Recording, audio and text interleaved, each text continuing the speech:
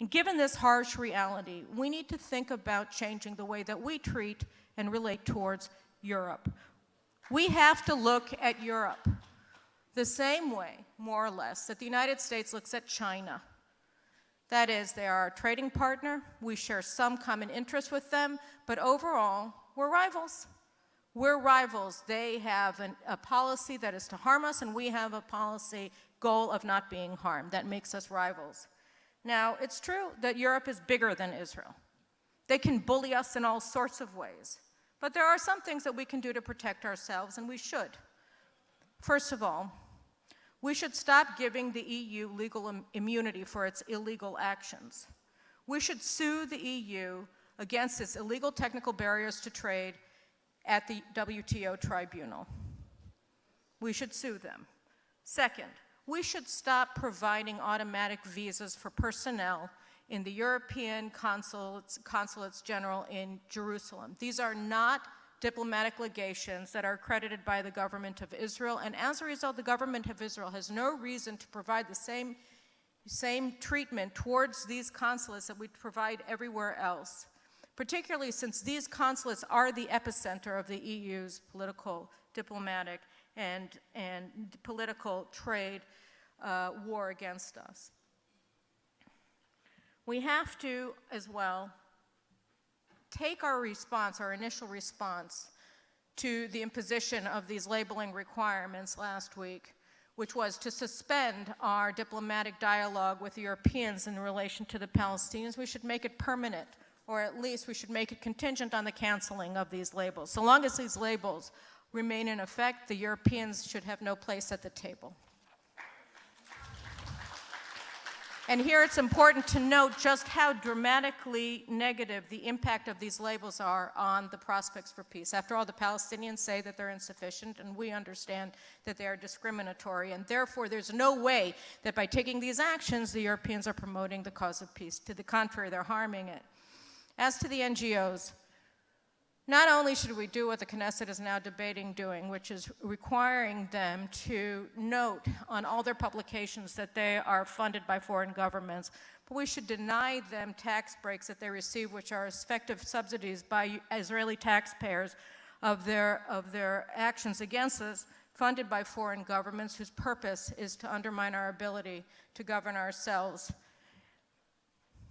NGOs should no longer be the beneficiaries, and NGOs that are funded by foreign governments should no longer be the beneficiaries of tax breaks from the Israeli taxpayers.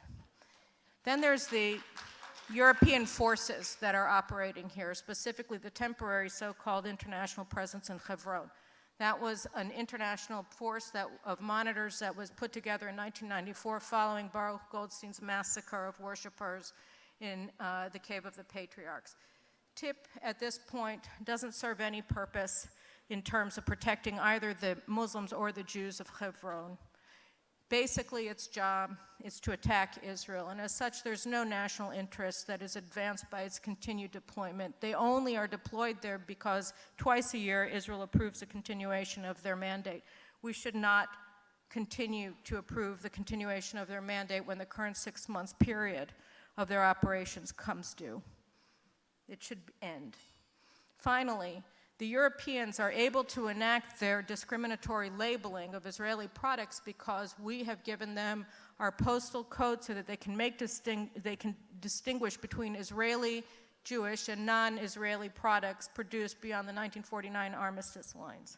They've used the postal codes that we've given them to bad ends not intended by Israel when we transferred them to them during the free trade negotiations in 2005. And as a consequence, and given the discriminatory use that they're making of our postal codes, we should stop placing postal codes of the producers of export products to Europe on our export documents. They should not be benefiting from the fact that we gave them information assuming that they weren't going to use it to discriminate us, when in fact they are using it to discriminate us. Now,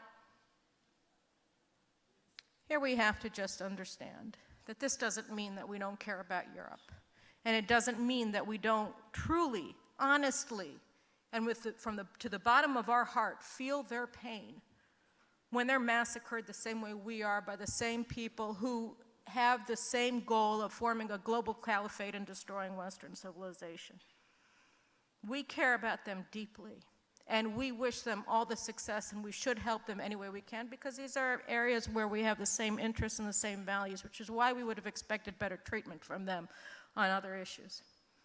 God should protect the Europeans from the jihadists and bless the memories of those who were murdered in Paris, killed by our common enemies. But the fact that we care about the Europeans doesn't mean that their governments and their elites have our best interests at heart. We do. And they won't, because time and experience has shown that they don't learn, because their position against us is not based on fact, it is based on prejudice, and we should not be rewarding that prejudice ever again. We are here for them. We'll be happy to stand with them in our common fights, but where our common goals do not intersect, we have to stand by our interests and stand against those who discriminate against us because we are the Jewish state, and not allow them a foothold in our decision-making about things about which we have no common interest. So I thank you all very much, and I look forward to continued trade with Europe and good relations where they're possible, and I look forward to our leaders challenging the Europeans on the things that they have done to harm us. Thank you very much.